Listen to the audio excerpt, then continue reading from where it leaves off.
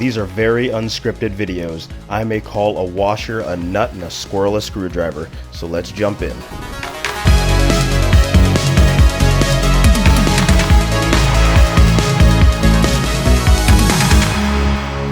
Welcome back to Point Blank Science, guys. Today I'm going to be showing you how the Warlord remote control works.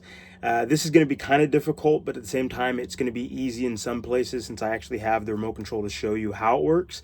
But since I didn't draw anything down when I first made this, I have to go and redraw the kind of electrical system or the analog system that it runs off of, so it makes sense, because other than that, like you see, the amount of wires and things going in and out of all these different places isn't going to make that much sense if I'm just pointing with a marker on the actual device. So instead I'm going to take my good old black and red markers and actually draw something down on paper so you guys have something to reference if the attempt or what you guys want to do is actually attempt to recreate the remote control.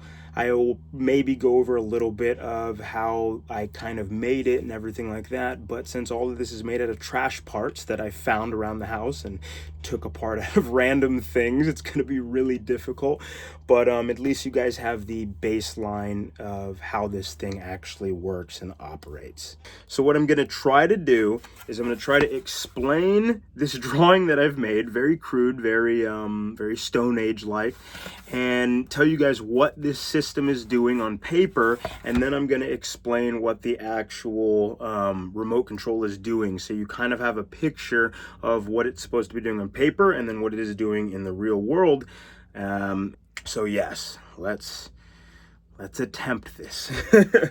I'm starting to figure out why scientists go mad, because trying to explain this is really difficult, because in my head it makes a lot of sense, but when I try to put this down on paper, it makes no sense. All right, guys, I am fully aware that this drawing looks like a kindergartner was drinking glue and trying to make a picture of a spaghetti monster made out of wires, but I assure you this was made by me, and this means something. Actually, maybe it doesn't. We'll see as I try to explain this. We have the actual joystick. This part right here is the pivot point. We have the 12-volt battery. When this remote moves forward from this pivot point, you have two rods that will press down on the actual drill triggers that I've taken out that will send power to this large green rod right here, and its movement forward depresses the power input, giving more power, and it connects these two, and I'm going to move over here to this blown up picture right here, connects these two plus a negative to the motor, so its movement forward depresses this, sends power to the motor, spins it in one direction. The farther you go forward, the more it presses this down, and the faster the motor spins. That's how I control the power input. Now, in the same way, going backwards, it presses this rod down on the opposite side from this pivot point, down in the same direction, but these go down now, as you see over here in the exploded view. These go down, and then the motor will spin in the opposite direction. That is how I control the variability or the variableness of it up and down. The farther you press this forward, presses down the trigger farther, sends power by this part pivoting up like this, sends power to the drill, to the actual motor, moves the actual turret. The same thing is on the left and right movement, but in a slightly different configuration. Now, what are these two parts right here? To make sure that the actual turret doesn't just freely spin over and over and over and bind up wires and snap them, I had in the earlier model, and I have to figure out how I'm going to do this now because I want it to be able to spin a couple times. But the earlier model, I would only allow it to spin one time, and then it would stop, hitting these off and on switches. They're actually constant on for both of these, but when they're pressed down, it breaks the circuit or the current or whatever.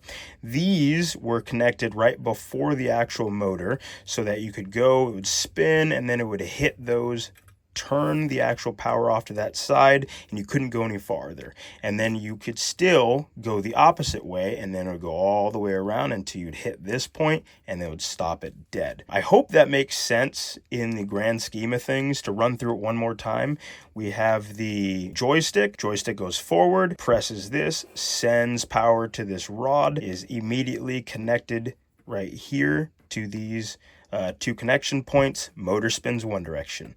Pull it back, still presses down on this drill trigger, sends power the opposite way on the bottom, spins the opposite way. Hope that makes sense. We finally can get into the actual showing you how everything works. I'm not even kidding. That I probably did 100 takes of that. That was so freaking brutal. I kept calling everything the wrong thing. All right, guys, so I hope this video makes sense up until this point. If it doesn't, I'm very sorry. Explaining these things to people isn't something that I'm actually too used to doing.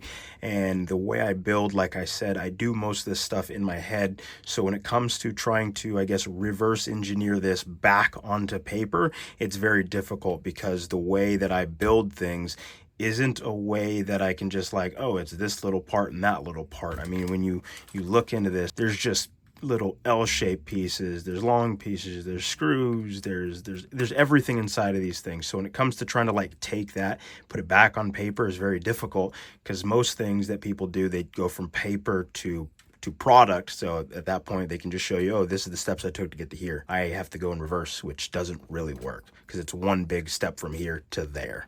Going off that note, we're going to go from the variable control right here, which is just a drill motor. Now, what happens from here to get this drill motor or drill trigger to go down, to press it to give the actual system power, there's a rod that goes through that is connected to the shaft of the actual joystick.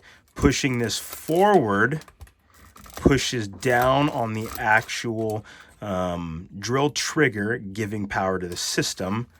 That part would be right here, and the actual rod, like I was showing before, if I can get it to focus over there, this rod right here is this part right here. This rod right here is this rod. Now this long bar would be this bar in the representation over here. So bringing it back pushes the trigger down, pushing it forward pushes the trigger down. Now, all of this stuff, like I said, is made out of trash parts. So I can't give you a part list either. I know this is just giant letdown after letdown. But these are like little ball joints, which I found from RC car little hinges that actually turns their wheels. But what I did is I stuck a nail inside that goes through this little tube. So they both have play and neither are connected. So if this goes back, the other one loosens and comes out from the other, and then this one on the opposite side comes out. But they have stoppers in the top, so as it pushes it down, the actual stopper pushes the screw down, pushing the actual trigger or the drill trigger down, and that's how I got that to go down no matter which way you push the actual joystick. If the joystick goes forward, this goes down. If the joystick goes back, this goes down again. Okay, so that part being wrapped up, I want to go to this part right here, how it actually swaps between directions for the motor, how it delivers power one direction and then can flip it. So for that, we're going to have to go into the deep bowels of this thing. These two wires soldered on to these two screws are represented, if this will focus, right here. So if you could imagine these two, positive and negative, are these right here, positive and negative. Now, these right here are spring-loaded. I'll go over that in a second. But on the front are two other screws, and they have about this much distance between them. So as soon as I start going forward, and you can see them right here on that point. As soon as this goes forward, they touch. They're touching there. So if I keep going, they have contact the whole entire way. That right there, if you can see the system work all in one direction, pushes that down. The actual trigger from the drill is depressed. Those two are making the connection. That means it will fall on the actual, if I can get this focus, it will actually fall on the turret when I press this down. Power is going into these two wires, going through this, going down the actual wires of the system, and then it goes down. On the opposite side is the same exact thing, but it just goes, like I said, in the opposite way. And you can kind of see these separate from each other. And then as it comes back, they make another connection to go in the opposite way. Now, what is happening in there is you have, let's say this is the actual point that is pivoting left and or forward and back. And then you have the two screws and the two screws. There's a dead space in between them that it sits because of the spring tension where it stops. But it's very small. So as soon as it starts moving back, they're permanently connected and the power is getting sent out. And then as you go the other way, it leaves this side in one place and is connected that direction. So the power is always off if this isn't moving. And as soon as this moves, you see if I connect this, that's the wrong direction. Here we go. Hook that in, it's in a dead space, and you should be able to hear the motors behind me. So that's how sensitive it is, and this is the variability, so you can go.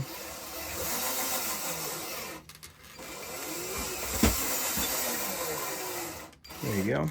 Okay, so I hope this makes sense with this. I'm going to try to run through it all at once again, just so it makes a little bit more sense. If you look right here, those are the two connectors we're about to engage. Watch this and watch that angle. So it's going to go more power and we're good. We're going to go the other way.